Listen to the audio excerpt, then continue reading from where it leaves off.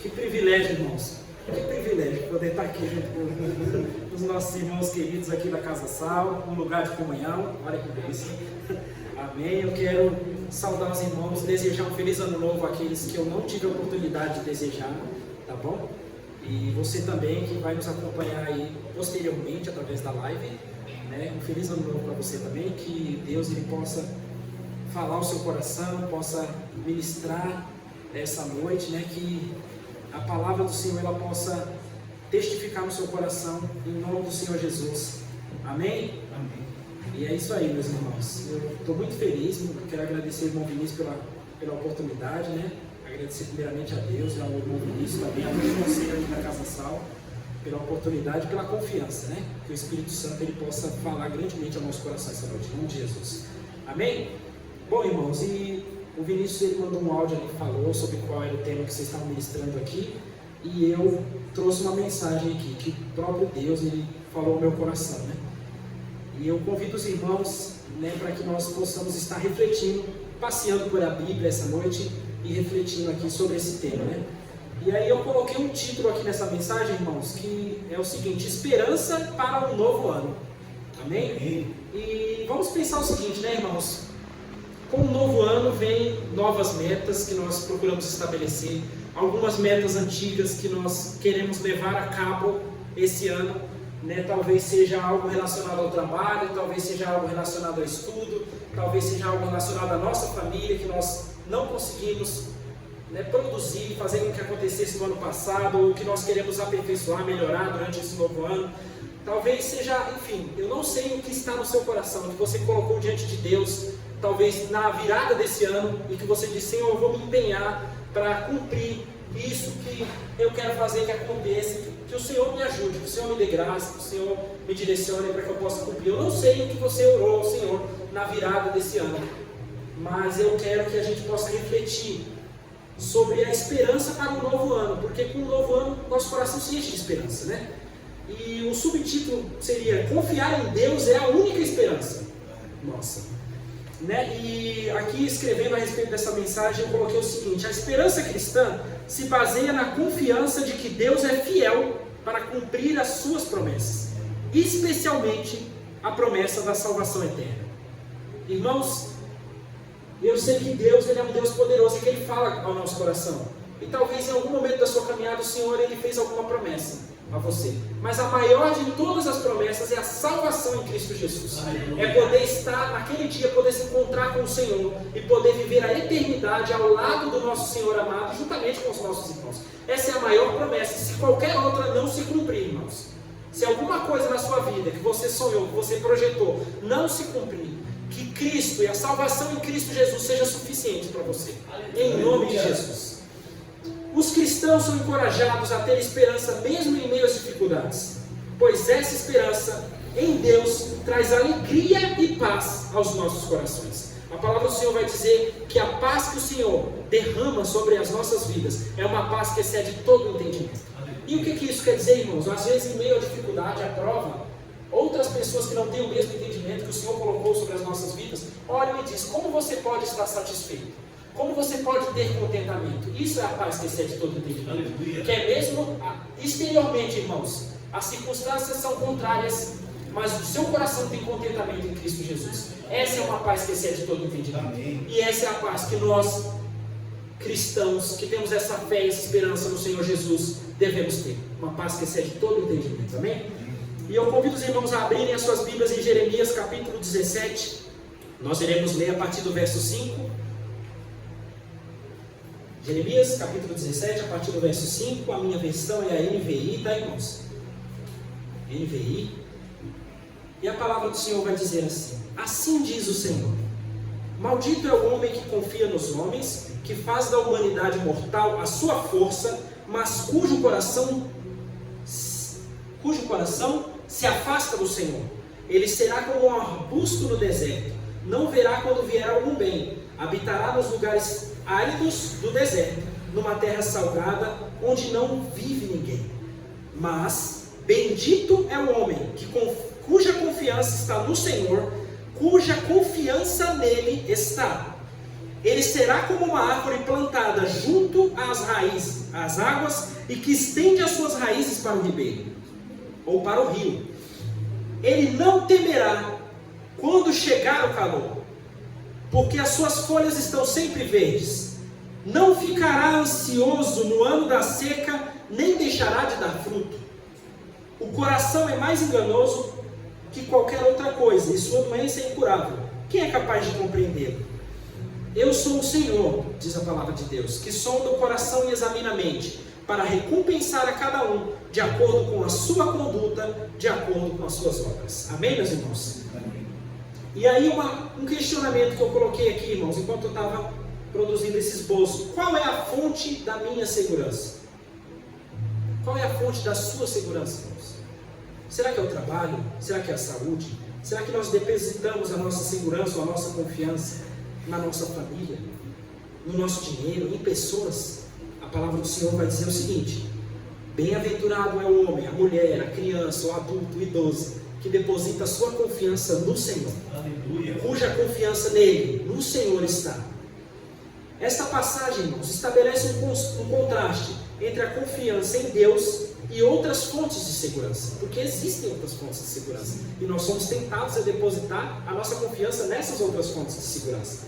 A expressão bendito é o homem, que está no verso 7 dessa mensagem que nós lemos, sugere que a verdadeira felicidade e satisfação derivam de um relacionamento sólido e íntimo com o Criador, com o nosso Senhor Jesus. A confiança no Senhor é uma escolha consciente que traz paz ao coração. E eu peço a nossa irmã da mídia Isadora que coloque aí Salmos capítulo 91, verso 2. Amém? Os irmãos também, que quiserem abrir ou que não quiserem, vai se projetar aqui no telão. Salmos 91, verso 2 diz: direi do Senhor, tu és o meu refúgio e a minha fortaleza, o meu Deus em quem eu confio. Aleluia. E também em Provérbios capítulo 3, nos versos 5 e 6.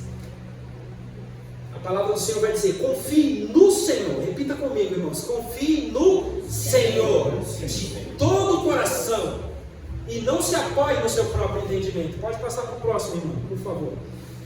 Reconheça-o em todos os seus caminhos e ele endireitará as suas veredas. Então nós devemos confiar no Senhor, confiar no Senhor e não se apoiar no nosso próprio conhecimento, no nosso próprio entendimento. Jeremias 17, 8, que é aqui onde a gente está lendo, diz o seguinte, né?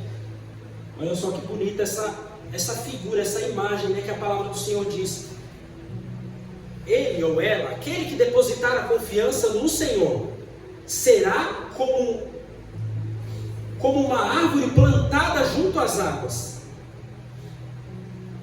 que estende as suas raízes para o ribeiro.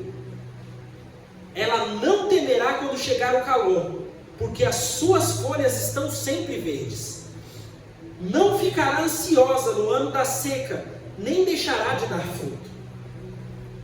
A referência à árvore plantada indica um profundo enraizamento nas convicções espirituais, dando-lhe a capacidade de se manter firme. Aqui diz que essa árvore está plantada junto a um rio, e as raízes, elas se alimentam da água que flui desse rio. E aqui diz que é um profundo enraizamento. Nós devemos ser profundamente alicerçados, enraizados na palavra do Senhor. E nós devemos ter um profundo relacionamento íntimo com o nosso Pai. O ribeiro para o qual a árvore estende as suas raízes simboliza a presença contínua de Deus como fonte de vida e sustento. As folhas que permanecem verdes são um sinal de vigor e proteção, o que resulta numa vida frutífera, mesmo em tempos de seca. Irmãos, eu quero falar um pouco sobre isso aqui, irmãos. Às vezes, nós estamos enfrentando, talvez você já tenha passado por isso, uma condição às vezes difícil, irmãos. E já aconteceu isso comigo, né, numa certa ocasião em que eu tive de sair do trabalho no qual eu me encontrava. E eu recém-convertido, irmãos. E olhando assim para a situação, talvez fosse desesperador. Mas eu quero falar para os irmãos, nesse período em que eu não consegui entrar no outro trabalho, inclusive era tempo de pandemia, né? E enfim, as oportunidades elas estavam um pouco limitadas. Em nenhum momento o Senhor deixou faltar o sustento, irmãos. Quando não eram pessoas que Ele enviava para que pudessem abençoar, para que pudessem prover. Enfim, o Senhor Ele não deixou faltar, irmãos. E eu creio que talvez você, se fazer uma reflexão, vai lembrar de momentos em que você, olhando para a circunstância, você pode dizer: só pode ter sido o Senhor que mandou isso aqui. Só pode ter sido o Senhor que proveu. E a palavra do Senhor vai falar a respeito de Elias, do profeta Elias, que no momento de seca que estava assolando ali aquela região, a palavra do Senhor diz que vinham corvos e alimentavam ele ali. Entendeu? E assim é na minha vida e na sua vida em algumas ocasiões. Você diz: só pode ter sido o Senhor. Você acabou de fazer uma oração ao Senhor e talvez chegou ali naquele momento uma provisão. Chegou alguém que trouxe algo para você. Deus, Ele ama profundamente as nossas vidas, irmãos. E Ele diz o seguinte, em Mateus capítulo 5, que Ele veste os lírios do campo e alimenta as aves. Os lírios não tecem, irmãos, roupas para si. E as aves, elas não semeiam, não plantam e não colhem, mas o Senhor as alimenta. E assim como Ele as alimenta, e assim como Ele as ama, Ele ama a minha vida e Ele ama a sua vida. E Ele provê. Nosso Deus é um Deus que provê, Ele não deixa faltar.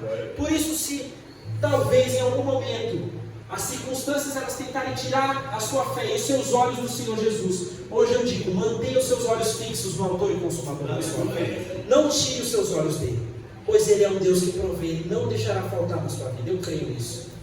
E se deixar faltar, irmãos, porque Paulo diz ali na palavra do Senhor: eu aprendi a estar contente no momento de fartura e no momento da falta.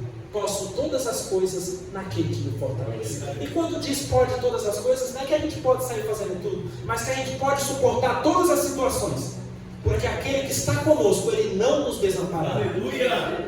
Em nome do Senhor Jesus, que a gente tenha essa convicção no nosso coração. A ausência da perturbação e a continuidade em produzir frutos mostram que aqueles que confiam no Senhor são sustentados por Ele e continuam a manifestar a sua generosidade. Irmãos, um sinal muito... Obrigado, meu irmão. Um sinal, irmãos, que a gente pode ver assim, muito claro da manifestação de Deus na nossa vida é quando a gente, irmãos, mesmo em meio a uma situação difícil, não fechamos os olhos àqueles que estão necessitados. Não fechamos a porta àquele que bate a nossa porta e que pede um alimento. Entendeu? Não viramos as costas àquela pessoa que necessita de algo. Entendeu? É manifestar a nossa generosidade, mesmo em uma situação talvez de privação, numa situação de dificuldade, que a gente permaneça generoso, que a gente não seja avarento, que a gente não tenha medo, irmãos, de faltar alguma coisa, porque nós servimos a um Deus que provê, nós servimos a um Deus que nos sustenta. Por isso, não vire as costas quando alguém te pedir alguma coisa, quando alguém estiver necessitado, estiver próximo de você, que você seja um canal da bênção de Deus, da provisão do Senhor na vida dessa pessoa, em nome de Jesus. E tem algo que eu costumo dizer, irmãos, em algumas reflexões que eu faço, é o seguinte, irmãos: muitas vezes nós procuramos o Senhor e buscamos o Senhor atrás de um milagre, mas hoje eu quero dizer para você: seja um milagre na vida de alguém. Aleluia! Porque talvez alguém esteja nesse momento necessitado de algo e orando ao Senhor. E talvez Deus esteja falando ao seu coração: abra o seu coração e ajude essa pessoa que está necessitada. Então seja a resposta de oração na vida de alguém. Aleluia. Seja um milagre na vida de alguém. E às vezes as pessoas dizem o seguinte: nossa, mas o que acontece naqueles milagres que aconteciam na igreja primitiva? E a pessoa acaba se tornando muito saudosista, irmãos. Mas ainda acontecem milagres ainda hoje, irmãos.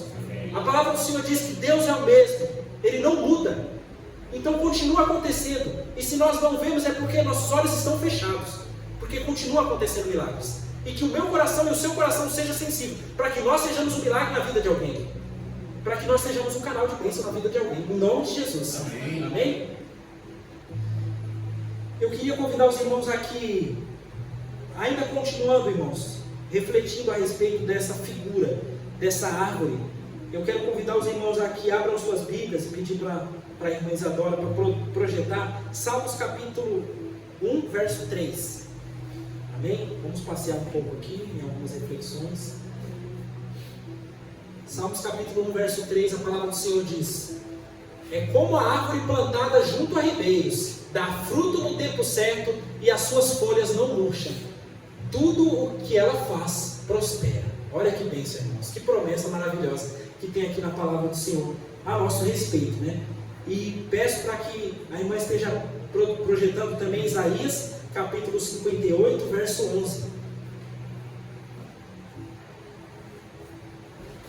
O Senhor o guiará constantemente, satisfará os seus desejos em uma terra ressequida pelo sol e fortalecerá os seus ossos. Você será como um jardim bem regado, como uma fonte cujas águas nunca faltam. Amém? Que essas verdades elas possam ser bem profundamente enraizadas no seu coração. Essas promessas elas venham a se cumprir em nome do Senhor Jesus. E Ezequiel capítulo 47, verso 12. Mais um texto para que a gente possa refletir a respeito dessa figura. Ezequiel capítulo 47 vai falar sobre um rio que flui do trono de Deus. E fala o seguinte: árvores frutíferas de toda espécie crescerão em ambas as margens do rio. As suas folhas não murcharão e os seus frutos não cairão. Todo mês produzirão, porque a água que vem do santuário chega a elas. Os seus frutos servirão de comida e as suas folhas de remédio. Amém, meus irmãos? Como é maravilhoso, irmãos, a gente poder se alimentar na palavra de Deus, tudo aquilo que a palavra do Senhor fala a nosso respeito, todas as promessas que o Senhor tem, que nós possamos tomar posse daquilo que o Senhor promete sobre as nossas vidas, irmãos. Em nome de Jesus, amém? Aí, voltando para o nosso texto, que fundamenta essa palavra, Jeremias capítulo 17, o verso 9, vai falar sobre o coração, né, irmãos? E ele diz o seguinte: o coração é mais enganoso que qualquer outra coisa, e a sua doença é incurável. Quem é capaz de compreendê-lo? A expressão enganoso é o coração provoca um entendimento de que a inclinação interna do ser humano pode levar a erros de julgamento e ações enganosas. E quantas vezes, irmãos, por falta de sensibilidade, por falta de sabedoria da nossa parte, a gente acaba julgando antecipadamente uma situação ou uma pessoa, ou tomando uma ação precipitada. Então, que nós possamos buscar no Senhor sabedoria, entendimento, e que nós não sejamos precipitados nos nossos julgamentos nem nas nossas ações. Que nós possamos colocar em oração algo que está no nosso coração, que nós possamos colocar em oração primeiramente diante do Senhor, antes de tomar uma atitude precipitada. Que a gente possa consultar na palavra a respeito do que a palavra diz sobre isso que nós temos orado, que tem inquietado no nosso coração. E que nós possamos buscar orientação do alto, da parte do nosso Senhor. Que nós possamos procurar entendimento na palavra do Senhor, e em oração, em busca sobre aquilo que o Senhor quer nos dizer a respeito disso. Antes de tomar uma atitude, que nós consultemos o nosso Pai, em nome de Jesus. Reconhecer a inclinação enganosa de nossos sentimentos e desejos é o primeiro passo para a verdadeira sabedoria espiritual, que é buscar um coração renovado e puro diante de Deus. E eu peço à irmã Isadora que projete Provérbios, capítulo 28, verso 26. Amém? Provérbios, capítulo 28, verso 26 diz o seguinte: quem confia em si mesmo é tolo, mas quem anda segundo a sabedoria não corre perigo. Jeremias capítulo 7, verso 24, amém? Isadora.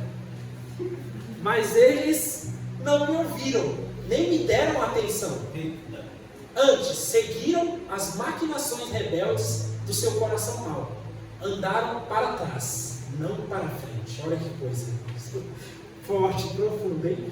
E em Hebreus capítulo 3, verso 12. Essa agora é no Novo Testamento.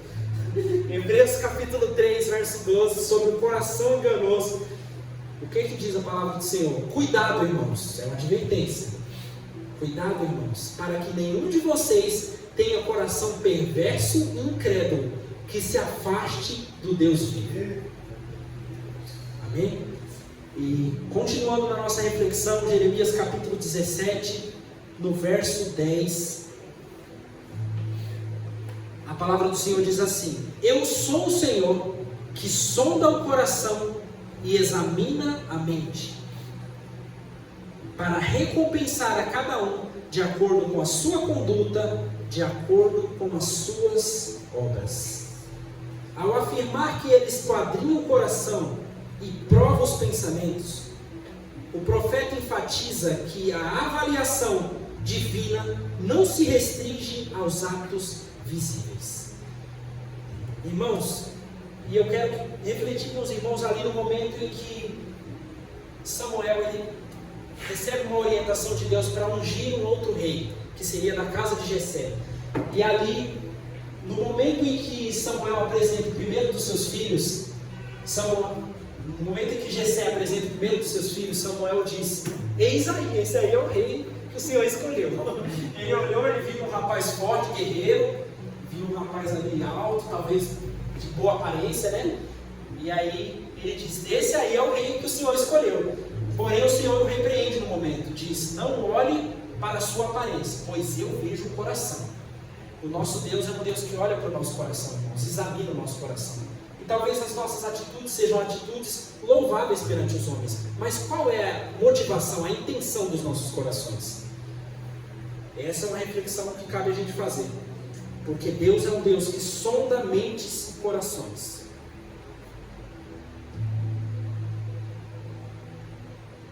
Então, a avaliação divina não se restringe aos atos visíveis, àquilo que é visível, aquilo que nós fazemos, aquilo que nós dizemos perante as pessoas, mas penetra as intenções ocultas que habitam o interior das pessoas, nosso interior. Esta passagem reflete que Deus exige autenticidade e integridade nas nossas ações. Integridade, irmãos, aquilo que está no nosso coração, um coração transformado pelo Senhor, é aquilo que nós iremos exteriorizar. Autenticidade e integridade. E nos convida a uma reflexão introspectiva sobre nossas próprias vidas, irmãos. E existe uma passagem, irmãos, que diz o seguinte, que a boca fala daquilo que está cheio do coração. E também diz que que os judeus, os fariseus, eles se preocupavam com os ritos de limpeza dos objetos que eram utilizados, e o Senhor os repreendeu sobre isso, porque muitas vezes eles procuravam cumprir ritos de homens, mas o coração deles estava distante do Senhor. E hoje a reflexão que eu peço para os irmãos fazerem é: o que nós temos no nosso coração? Nosso coração está de fato buscando o Senhor? Existe alguma motivação, alguma intenção que não está de acordo com a palavra do Senhor? Nós devemos orar sobre isso, nós devemos clamar ao Senhor para que o nosso coração seja limpo, para que o nosso coração seja purificado. Muitas passagens vão dizer o seguinte, né? O Senhor ali, no momento em que ele é indagado pelos mestres da lei, pergunta o seguinte: qual é o maior mandamento? E o Senhor, ele está diante de um desafio, embora ele seja detentor de todo saber. Ele está diante do desafio de, em meio às tantas leis que foram criadas pelos fariseus, em meio a tudo que estava escrito ali na lei mosaica, o Senhor, ele diz: amarás o Senhor teu Deus de todo o teu coração, com toda a tua alma, com todo o teu entendimento, e amarás o teu próximo como a ti mesmo. Então ele diz: com todo o teu coração. Que, irmãos, se em algum momento o nosso coração tem buscado alguma outra coisa, se alimentar de alguma outra coisa, se encher de alguma outra coisa que não seja o Senhor, que a gente possa reavaliar as nossas intenções, as nossas motivações e as nossas ações também. Que nós possamos reavaliar, que nós possamos pedir perdão ao Senhor, e que nós possamos buscar viver uma vida alinhada, íntegra, com aquilo que o Senhor tem deixado para nós, essa sagrada escritura que o Senhor tem deixado para nos direcionar. Esse é o manual, irmãos, que nós devemos seguir. E talvez nesse início de ano, irmãos, você talvez tenha procurado, e muitas pessoas se propõem a dizer o que você deve fazer para seguir as suas metas, para cumprir as suas metas. Você deve ter disciplina naquilo que você faz. Talvez você esteja buscando ter uma vida mais saudável, talvez você esteja buscando ser mais disciplinado nos seus estudos. E existem muitos manuais, se você procurar na internet, workshops, como bem disse o nosso irmão Vinícius, entendeu? Você vai achar inúmeras pessoas que vão dizer aquilo que você deve fazer, para que as suas metas, no dia 31, você possa dizer o seguinte: isso aqui eu consegui cumprir. Você possa dar o check lá. Porém, irmãos, que acima de tudo esteja a palavra do Senhor. que acima de tudo o nosso coração esteja sendo alimentado por aquilo que o Espírito Santo ministra a nós e aquilo que a palavra do Senhor nos diz. E é importante isso que o irmão Vinícius disse a respeito do devocional, porque, irmãos, nós nos alimentamos todos os dias 3 vezes ao dia, ou mais, porque a gente gosta de dar uma beliscada de vez em quando. Mas e como está o nosso espírito, irmãos? Como está o nosso espírito? Nós temos alimentado o nosso espírito diariamente? Nós temos buscado o Senhor em oração? Nós temos realizado jejuns? Para que nós, e não é, irmão, jejum não é para dar mérito para o homem, não. Mas jejum é para matar a nossa carne, que muitas vezes tenta se sobressair. E se nós deixarmos ela se sobressair, a palavra do Senhor vai dizer que existe um conflito dentro de nós, da carne contra o espírito. É uma luta interior, irmãos. E no reino espiritual existe uma batalha que nós devemos travar. Como está o nosso espírito, irmãos? Como está o nosso espírito? Nós temos alimentado o nosso espírito? Eu convido os irmãos a estarem abrindo as suas Bíblias em Colossenses, para a gente continuar falando aqui a respeito do coração. Colossenses capítulo 3, verso 23 e verso 24. Colossenses capítulo 3. Tudo o que fizerem, a palavra do Senhor diz, façam de todo o coração. Olha aí, onde deve estar o nosso coração? E servir ao Senhor com excelência, irmãos. Aleluia! Tem algo que eu disse na última ministração, eu acho, que é uma frase que eu ouvi uma vez, irmão, que eu acho muito bonito, que a excelência, ela glorifica a Deus e ela inspira pessoas. Então aquilo que você faz bem feito para o Senhor, irmãos, tem um impacto que a gente nem imagina.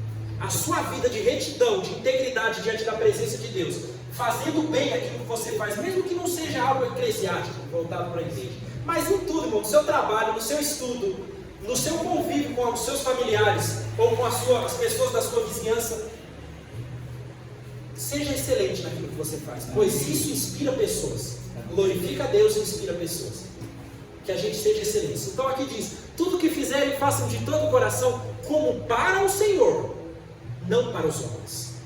Avança, por favor, Isadora. Sabendo que receberão do Senhor a recompensa da herança, pois é a Cristo, o Senhor, a quem vocês servem. Esse texto que nós lemos em Jeremias 17:10 diz, eu sou o Senhor que sonda o coração e examina a mente, para recompensar a cada um de acordo com a sua conduta. E ali no texto diz, volta lá por favor, irmã, eu estou aberto aqui, e ali no texto diz, sabendo que receberão do Senhor a recompensa da herança. Irmãos, muitas vezes nós podemos cair no engano de buscar, não no Senhor, não esperar do Senhor, mas esperar das pessoas a recompensa. Um aplauso, uma admiração, um elogio, isso aqui enche o nosso coração, olha que maravilha. Dizer, nossa, como o Rafa canta, enfim, nossa, como o Rafa toca, ou sei lá, enfim, seja qual for o elogio aí. Às vezes a gente espera isso, irmãos, isso é um engano. Óbvio que a gente se sente alegre quando alguém reconhece aquilo que nós fazemos, mas a maior recompensa que nós devemos esperar receber é do Senhor, irmãos, não é dos homens. Jesus, no momento em que ele está falando ali no Sermão do Monte, ele diz, não sejam como os fariseus que oram nas esquinas. Eles oravam para ser vistos pelas pessoas. E ele diz, quando você for orar, entra no seu quarto, fecha com a porta. Que aquilo que a gente faça, irmãos, a gente não faça para aparecer, para esperar nada das pessoas, mas que a gente faça com o coração correto, sabendo que é do Senhor que vem essa recompensa, não é dos homens. Então ele diz, esses aí, que fazem as coisas para se aparecer, eles já receberam a recompensa deles. Que é, olha que maravilha que o irmão está fazendo, um aplauso, enfim, uma curtida, seja lá o que for, entendeu? Esses aí já receberam a recompensa deles, mas maior é a recompensa que o Senhor Jesus tem para nós, irmãos. A palavra do Senhor diz que olho nenhum viu, nenhum ouvido ouviu, e nenhum coração entendeu a recompensa que o Senhor tem para aqueles que o amam. E essa é a recompensa que nós devemos esperar. Não é a recompensa que os homens podem dar, pois qualquer coisa que os homens nos derem, irmãos, é passageiro. Hoje está aqui, acontecendo amanhã, você não vê, irmãos? Olha para essas pessoas que explodem aí na fama, sejam cantores, sejam artistas, seja quem for. Irmãos, dura 1, 2 meses, depois acaba. Essa aí é a glória dos homens. Mas maior é a recompensa que o Senhor Jesus Cristo tem para nós, pois ela é uma recompensa eterna. Ela não vai se acabar. E é nela que você deve está com o coração, que os seus olhos estejam em Cristo Jesus, não nessas coisas passageiras. Amém. E talvez para que você receba essa recompensa que vem do Senhor Jesus Cristo, aqui na terra você vai passar tormentos, você vai passar sofrimentos, você vai passar privações, mas a palavra do Senhor diz que os sofrimentos leves e momentâneos que nós enfrentamos nessa terra não são comparados com a glória que nós iremos receber em Cristo Jesus. Não são nem um décimo, irmãos, não são nada. Esses sofrimentos que a gente enfrenta aqui não são absolutamente nada comparados com a glória que nós iremos experimentar em Cristo Jesus. Que o nosso coração esteja nisso, nessa promessa. Nada, irmãos. Talvez tudo que você projetou para esse ano, ou para daqui a 5 anos, ou para daqui a 10 anos, irmãos, pode ser coisas maravilhosas e eu não estou desfazendo disso. Mas viver a eternidade em Cristo Jesus, essas coisas são incomparáveis com a gente poder ter um relacionamento íntimo com o nosso Pai, mesmo seja, irmãos, mesmo que seja dividindo, irmãos, mesmo que seja dividindo um pão na nossa mesa, mesmo que na nossa despensa não esteja da maneira como a gente esteja esperando, ou que a sua conta bancária não esteja da maneira como você espera, mesmo que você não tenha alcançado ainda talvez o sonho da sua casa própria ou de um relacionamento, entendeu? Tudo isso são coisas legítimas, irmãos, e nós devemos almejar isso, mas viver um relacionamento íntimo com o Pai e cotidiano com Deus e viver a eternidade com o Senhor Jesus Cristo de Nazaré é muito maior do que essas coisas. E se você talvez não experimentar uma delas, que a sua esperança esteja em Cristo Jesus, que Ele seja o seu sustento e que Ele seja a sua confiança, em nome de Jesus. Amém? Eu já estou encerrando, irmãos. E eu quero falar sobre algo que aconteceu comigo essa semana. Eu quero pedir para que os irmãos abram Hebreus capítulo 11, verso 6. Isadora, projeto para nós aí, por favor, irmãos, aconteceu algo. Eu contei hoje cedo que eu fui fazer o momento da liturgia, né, lá na igreja. Essa semana eu tive uma breve discussão com a minha esposa. Foi um excesso de comunhão, um momento de excesso de comunhão. E aí eu estava falando sobre algo sobre pagar contas, né? Que às vezes a gente fica meio apertado e tal. E aí eu disse o seguinte: amor, mas tem coisas que não é questão de fé, é uma questão de você trabalhar e se organizar direito financeiramente para poder. E eu sei, em parte isso está correto, irmãos, mas naquele momento ali, o meu coração não estava depositando fé no Senhor. E eu reconheço isso e confesso essa falha diante dos irmãos aqui essa noite. E no momento. Olha, isso aí foi antes do PG, olha que coisa. Antes do PG dos jovens lá, foi sexta-feira. Aí a gente pegou o carro e foi descendo. E no caminho o Senhor me trouxe uma palavra. Que é essa palavra que a gente vai ler agora. Que está em Hebreus capítulo 11, verso 6. E diz o seguinte: sem fé é impossível agradar a Deus. Não é que é difícil, irmãos. Não é que talvez a gente não consiga. É impossível agradar a Deus. E nesse momento eu senti que Deus estava me repreendendo. Sem fé é impossível agradar a Deus, pois quem dele se aproxima precisa crer que Ele existe e que recompensa aqueles que o buscam. Simples assim. Amém? E é isso, irmão, simples assim, como disse Milton, que a gente possa depositar a nossa fé no Senhor, ainda que as circunstâncias digam o contrário. A gente não vive sobre circunstâncias. A Camila diz muito isso para mim.